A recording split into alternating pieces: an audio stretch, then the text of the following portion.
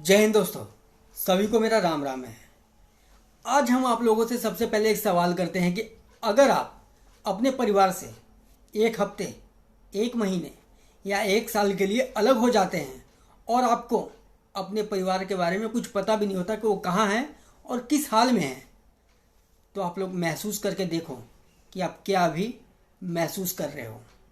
लेकिन आज हम आप लोगों को बताते हैं कि एक परिवार 1947 के वक्त जब हिंदुस्तान और पाकिस्तान का जब बंटवारा हुआ, उस वक्त एक परिवार पाकिस्तान से हिंदुस्तान चला आया और आधा परिवार पाकिस्तान में ही रह गया, लेकिन आधे परिवार के लोग हिंदुस्तान चले आए।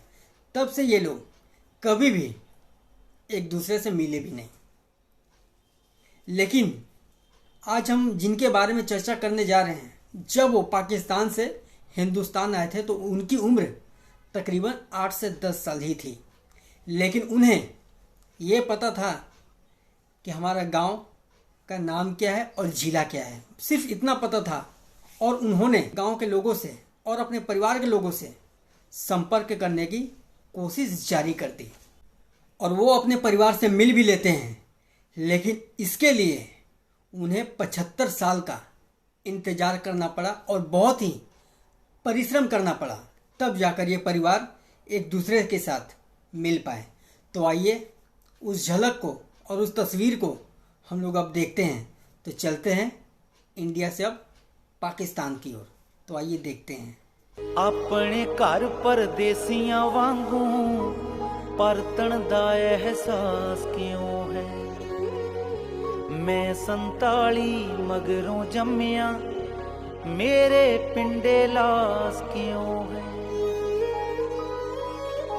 शहर लाहौर च आके जे ननकाने भी मैं जा नहीं सकदा। धागल वकड़ी पाके मिलदा सतलुज नाल ब्यास क्यों है। अगर वो प्यार करता है तो अपनी जन्मभूमि से, जहां उसने जन्म लिया हो, और वो जन्मभूमि तब और ज्यादा इंपॉर्टेंट हो जाती है जब वो सरहदों के पार हो। कुछ ऐसा ही हुआ सन 1947 में, जब लाखों परिवारों को वो दुख सहना पड़ा कि आज वो अपनी जन्मभूमि के लिए भी तरस रहे हैं। ऐसे ही एक शख्स दिल्ली में रहने वाले मिस्टर DN चावला।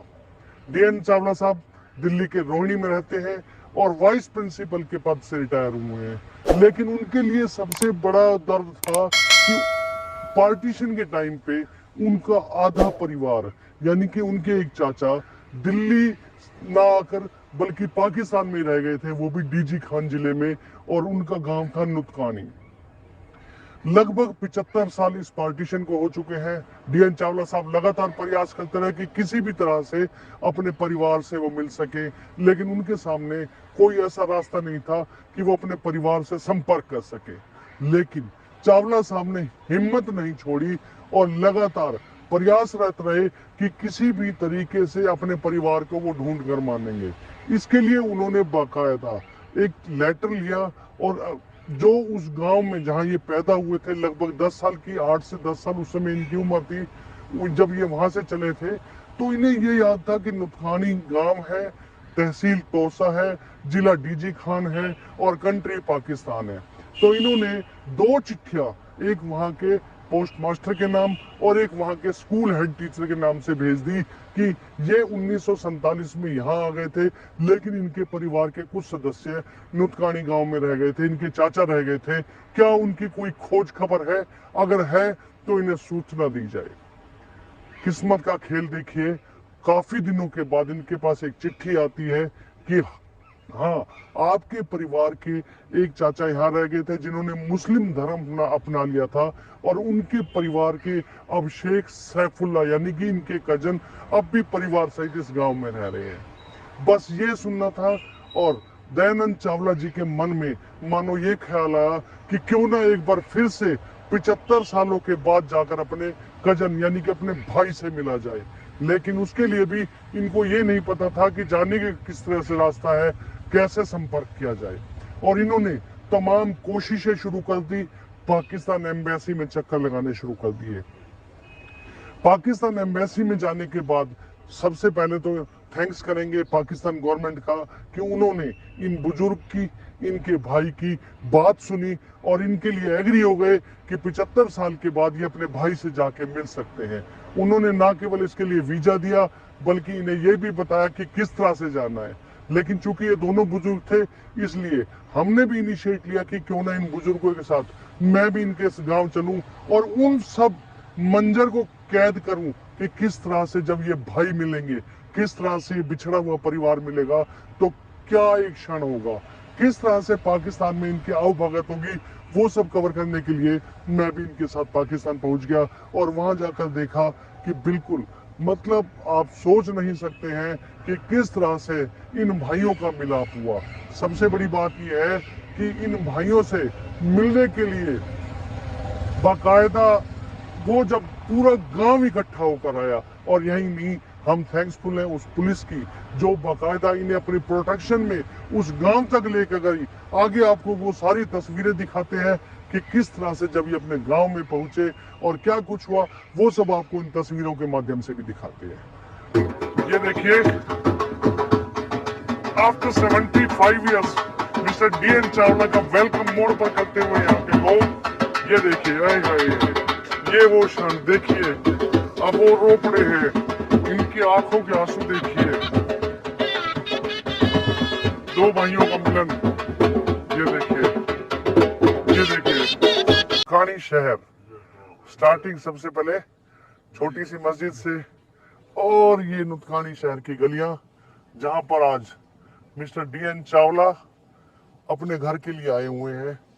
ये देखिए कितना खूबसूरत, वही पुराने घरों की पुरानी उसकी याद दिलाता हुआ। लेकिन इन लोगों के साथ एक बड़ी ट्रेजेडी जो हाल ही में सामने हुई है कि इनके बेचारों के मकान हाल में आई सैलाब की भेंट चढ़ गए हैं और यही वजह है कि इनके लिए जिंदगी एक बार फिर से नए सिरे से शुरू करनी पड़ रही है।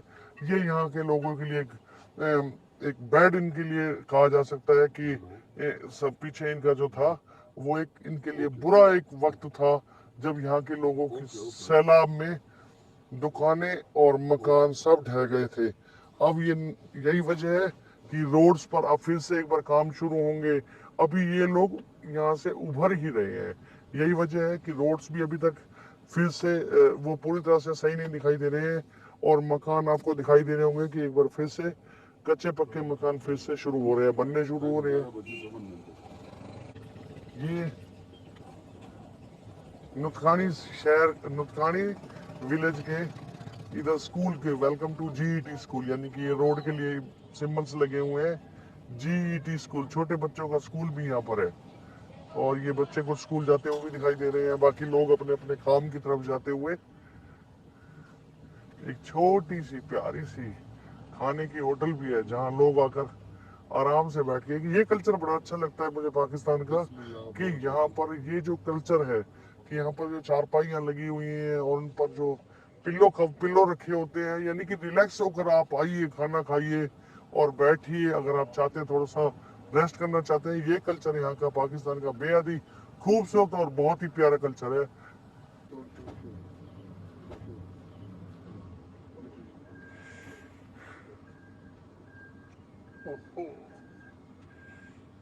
खुशी के आंसू देखिए, आंखें नम होती हुई चुमने के बाद ये अपने घर को पहचानते हुए, ये घर है क्योंकि ये मस्जिद है, इन्हें याद था, ये बताते हुए खुद अपने, ये देखो 1898 की ईंट है, इन्हें याद है आज भी। इनके दादाजी ने मकान बनवाया था, वो सब जानकारियां देते हुए।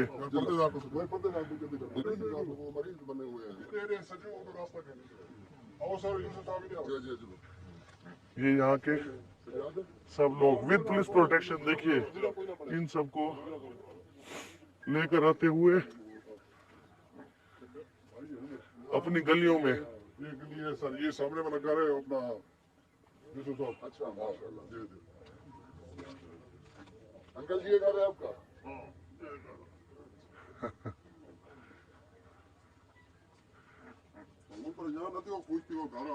ये घर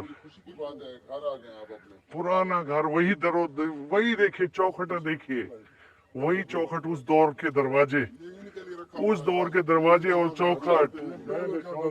अच्छा यही दरवाजा है रखा हुआ, ये शौक के लिए रखा। अच्छा यही दरवाजा इनके लिए रखा हुआ आपने। ये स्पेशली ये था कि ये लोग आ रहे हैं और ये देखिए वेलकम करने के लिए फैमिली मेंबर्स और यहाँ के ये सब आ चुके हैं।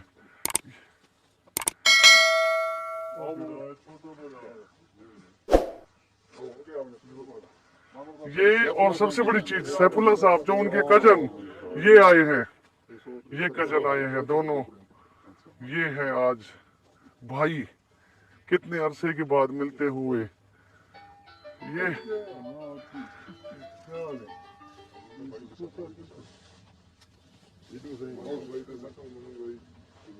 ये देखिए ये वो कितने अरसे बाद मिल रहे हैं आप, खुशी हो रही है। अच्छा ये देखिए सही, ये देखिए ये दोनों कजन आज इतने वर्षों के बाद एक बार फिर से ये देखिए ये देखिए एक बार घर से मत अपने घर में एंटर होते हुए ये खुशी देखिए इनके चेहरे पे, ये देखिए इनके चेहरे पे खुशी आफ्टर 75 इयर्स फिर से एक बार अपने घर पर आते हुए।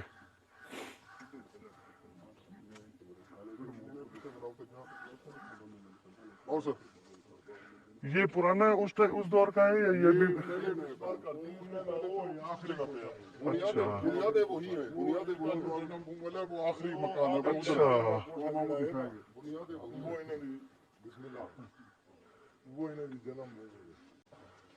यहाँ के SHO यूसुफ साहब हैं, सबसे पहले थैंक्स कि इन्होंने हमें इतनी प्रोटेक्शन के साथ इस लोकेशन पर पहुंचाया और बुजुर्गवार को आफ्टर 75 इयर्स उस स्थान पर पहुंचाया जहां के लिए वो पिछले काफी समय से बेताब थे और ये चाहते थे कि उनकी लास्ट विश थी कि ऊपर जाने से पहले या लास्ट डेस्टिनेशन से पहले वो एक बार फिर से अपनी जमीन पर आ सके। सर आज जो यहाँ पर आपने माहौल देखा कैसा लगा आपको? मनु साहब ये जो आपकी फीलिंग्स थी उनको देख के आप अपने आबाई इलाके में आए हैं जहाँ आपके बुजुर्गों की पैदाइश है, तो आपकी आंखों में आंसू देखकर मेरे भी आंखों में आंसू आ गए हैं कि इतनी मोहब्बत आपको अपनी होमलैंड से। आप एक लकीर के पार हैं लेकिन आप हमारे भाई हैं। हम एक दूसरे के इंडिया पाकिस्तान एक दूसरे के भाई भाई हैं। हमें मतलब जितनी मोहब्बत आपको अपनी ज़मीन से है उतनी ही मोहब्बत हमारे जो पाकिस्तान से माइग्रेट होके इंडिया गए हैं उतनी मोहब्बत उनको अपनी ज़मीन से है। तो हम हमारी ज़मीन भी एक है, हम एक हैं, हम आपस में भाई हैं और हमेशा रहेंगे इंशाल्लाह। अच्छा आज सारा परिवार पिछले काफी समय बाद एक बार बैठे हुए इकट्ठे, इधर से इंडिया से आए हुए दोनों भाई और इधर से पाकिस्तान से बैठे हुए ये कजन, आज सारा परिवार देखे 75 सालों के बाद फिर से एक बार एक होता हुआ। और क्या खुशी, क्या क्या बातें कर रहे हैं आप लोग, कितनी खुशी। खुशी है, अच्छा इसका कोई मुकाबला नहीं। तो आपकी आंखों में आंसू क्यों आए थे उस समय? को देख क्या हाय हाय जन्म को देख क्या हुआ है। अच्छा खाना खाना तैयार है को देख क्या हुआ, भांजे को देख क्या। ये सही, ये जी इनका भांजा है सज्जाद कासिम। सज्जाद कासिम। काफी मुद्दत के बाद मिलना। अच्छा ये मैंने आखिरी। अच्छा यहाँ आप पैदा हुए थे? हाँ कौन से रूम में? मैं बताता अच्छा अच्छा आपका घर पक्का था उस समय? हूँ। पक्का था आपका मकान? उस समय तो 1896 में बना हुआ पक्का मकान था। अच्छा छोटे छोटे ईंटों वाला। छोटी छोटी ईंटों वाला है। एग्जैक्टली ऐसे ही 2 कमरे थे यहीं पे। अच्छा पक्के ये कमरा है पक्के। अच्छा ये कमरा है, लीजिए अपने बर्थ के उस रूम में घुसते हुए। इस कमरे में पैदा हुआ। अच्छा इस कमरे में पैदा हुए थे। इस कमरे में पैदा हुआ था। अच्छा और ये देखिए ये जो शतीर है आज भी वही की वही लगी हुई है। शतीर हुए वही है 180 years before। 1898 के। अच्छा 1898 मैं बताऊं गार्डन के लिए भी मजबूत है। 1898 के वही करवा की सारी गार्डन को लोग संभावा देखो कश्ती लगाते रह गए नहीं अच्छा कश्ती बनाने की लेकर वो कीमती हो लेकिन यादगार है यार वो गेट सका था खड़ा। अच्छा ये 1898 का ये वो दरवाजा जो आज भी उस दौर की याद दिलाता है, उन बुजुर्गों की याद दिलाता है। इसको स्पेशली परिवार ने आज तक नहीं छेड़ा है क्योंकि बुजुर्गों को उम्मीद थी कि एक दिन एक परिवार फिर से वापस इस घर में आएगा, इस दरवाजे से अपने घर में एंटर होगा। उसी टाइम का है अच्छा, हमारे बाप दादा का इनके फादर्स और इनके फोर फादर्स के द्वारा उस समय ये दरवाजा लगाया गया था जो आज भी उसी दौर की याद दिला रहा है। सारा गांव एक बार फिर से, सारा परिवार एक बार फिर से उनको अलविदा कहने आते हुए, ये देखिए कितने खूबसूरत क्षण, वो खुशी, वो अब ये इनका विदाई का क्षण आ चुका है जी। फिर से जी